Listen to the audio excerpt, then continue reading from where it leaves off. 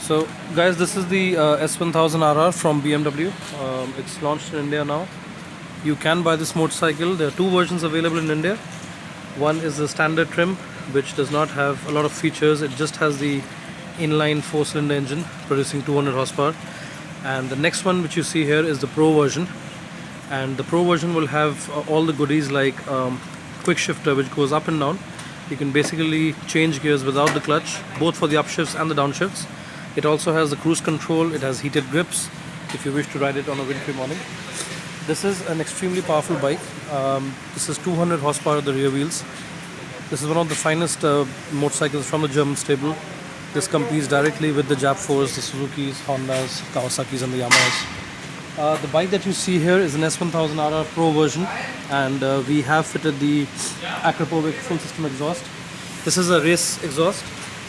So the complete exhaust is one single system. It's from the headers down to the mid pipe and the end can. This gives about 4 more bhp. You need to do a bit of mapping on this so that the air-fuel mixture can be adjusted with the new setting. Today we are at the BIC, so the tires would be slicks. This is provided by Michelin.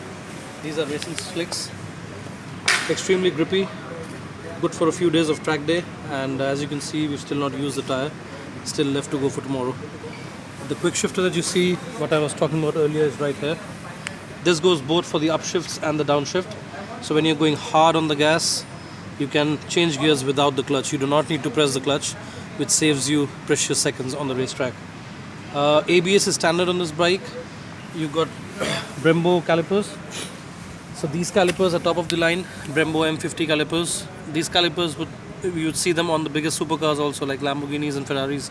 So they provide excellent stopping power with very less fade. So all day you can ride fast and you can brake hard. You know, these things are really geared for performance.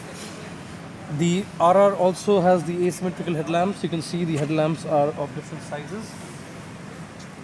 That's a BMW design element. So the headlamp beam is normal, but the lenses are different sizes just to make it look a little wacky.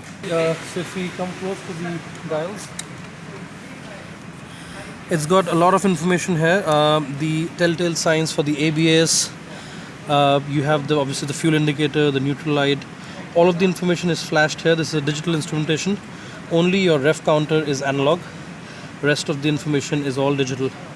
You can change the modes. So if you see this button here, this is on the Pro variant. This mode will let you change from race mode. So you've got 4 modes. You can see it's race, rain and sport. 3 modes, I'm sorry. So you can toggle between this.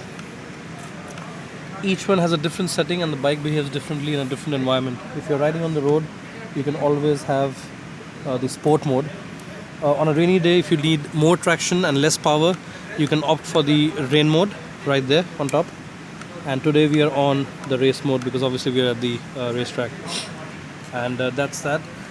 This button right here would be the cruise control. So when you need to open cruise control, you can just turn this out, and with this button up and down, you can set the cruise control.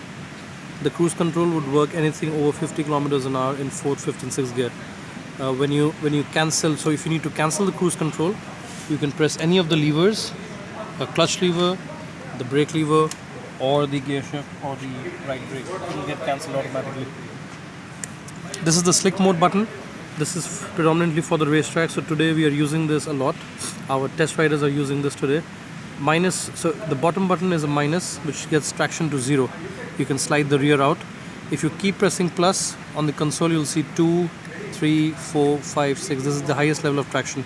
So 7 would give you absolutely no slippage. You can slide around with a lot of electronics kicking in, so you'll feel the rear always tight. It'll never go out of line. So that's good for the newbie riders. Older riders will prefer it at 2, what our test rider is using today. That's the hazard light button. If you press that, there will be blinkers on all sides. That's a standard feature on all the bikes. This is an adjustable lever. So it starts from 1 and ends at 6. 1 would be quite tight. If you do a 6, it gets close to you. So if you're somebody with short fingers like me, I would have it on 6 so that the levers are close to me.